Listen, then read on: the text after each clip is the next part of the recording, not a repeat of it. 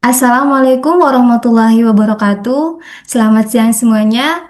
Halo sobat berakhlak, selamat datang di podcast Real Talk Berakhlak di Dunia Nyata. Aku Yana dan hari ini kita bakal ngobrol seru, mendalam dan pastinya interaktif soal peran nyata dinilai berakhlak dalam menjalankan tugas dan fungsi jabatan. Aku nggak sendirian hari ini, sudah hadir bersama kita empat narasumber kita yang kece-kece abis dengan latar belakang profesi yang berbeda. Ada Kak Elizabeth, seorang fisikawan medis, ada Kak Irma, auditor, Kak Dila, dosen, dan ada Kak Nisa, seorang epidemiolog. Halo semuanya. Halo Halo Kak, Kak. Sebelum kita mulai cerita pengalaman masing-masing, aku mau ngajak flashback sedikit ke sejarah lahirnya berakhlak ini. Bisa kita mulai dari Kak Dila dulu nih. Gimana Kak, kira-kira? Oke, aku cerita dulu nih ya, Kak, terkait tentang sejarahnya. Jadi, Kak, sejaknya UASN tahun 2011 kan nilai dasar ASN. Tetapi faktanya pelaksanaannya itu di setiap instansi masih berbeda-beda. Ya, Indonesia ini satu visi, yang semakin solid. Akhirnya pada tanggal 27 Juli 2021, Pak Presiden Jokowi itu meluncurkan nilai tunggal ASN, yaitu berakhlak. Oke, baik Kak Dila. Terima kasih atas penjelasannya. Selanjutnya langsung aja Sobat Berakhlak kita dengarkan insight dari teman-teman satu persatu terkait berakhlak dalam menjalankan tugas dan fungsi jabatan. Boleh kita ke Kak Elizabeth dulu. Nah, menurut Kakak nih, bagaimana sih berorientasi pada pelayanan itu? Baik Kak Yuliana, menurut sendiri sebagai fisikawan medis di BPAFK, berorientasi pelayanan berarti kita tuh menempatkan kebutuhan fasilitas kesehatan sebagai fokus utama kerja kita.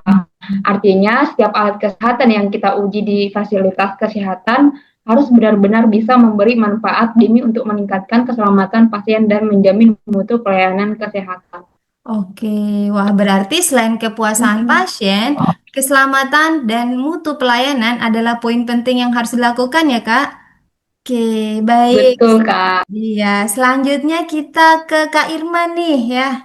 Nah, Kak Irma, Kakak kan sebagai auditor, Kakak pasti paling dekat nih dengan nilai akuntabel. Nah, bisa diceritakan Kak sedikit bagaimana kamu sebagai auditor menerapkan nilai akuntabel ini?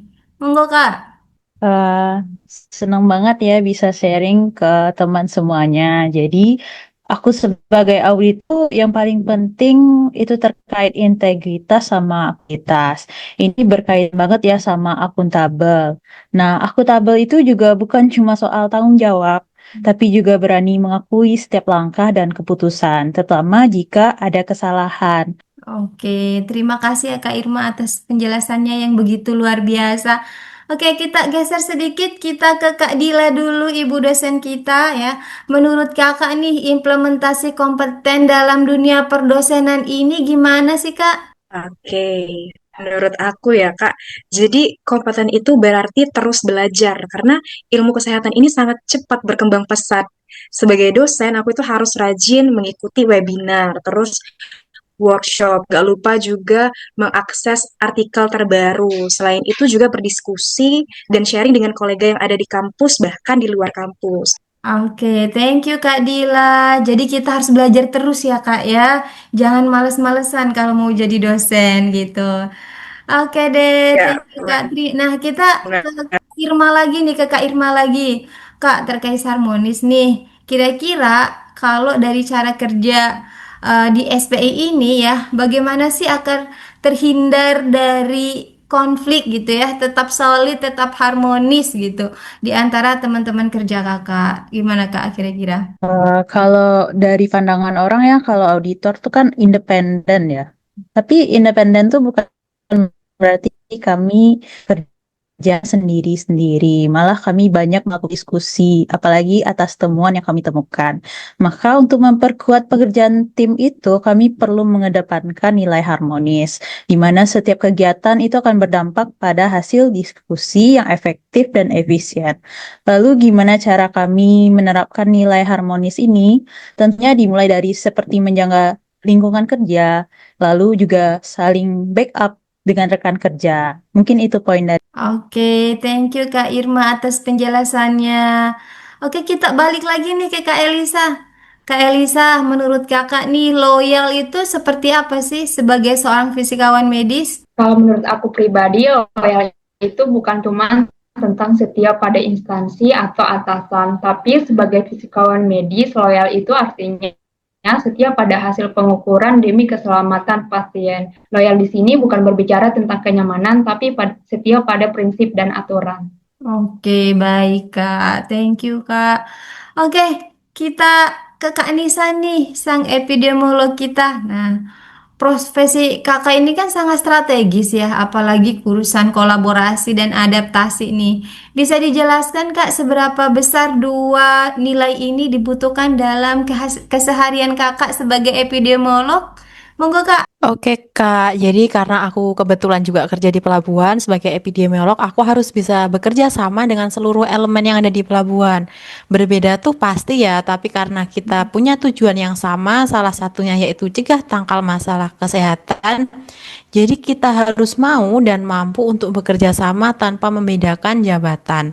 Nah, ngomongin tentang perbedaan, kita juga ada tantangan untuk terus upgrade dan belajar. Atau bisa dibilang kita harus adaptif lah ya terhadap perubahan lingkungan.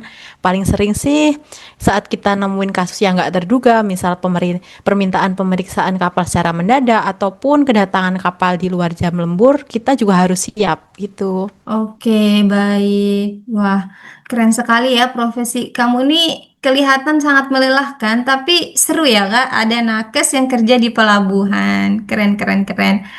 Oke deh. Nah, luar biasa sekali ya pertemuan kita siang hari ini. Semua perspektif dari narasumber kita membuka mata saya khususnya ya, bahwa nilai-nilai berakhlak ini bukan sekedar jargon, tetapi harus tercermin dalam setiap langkah keseharian kita sesuai dengan tugas dan fungsi jabatan.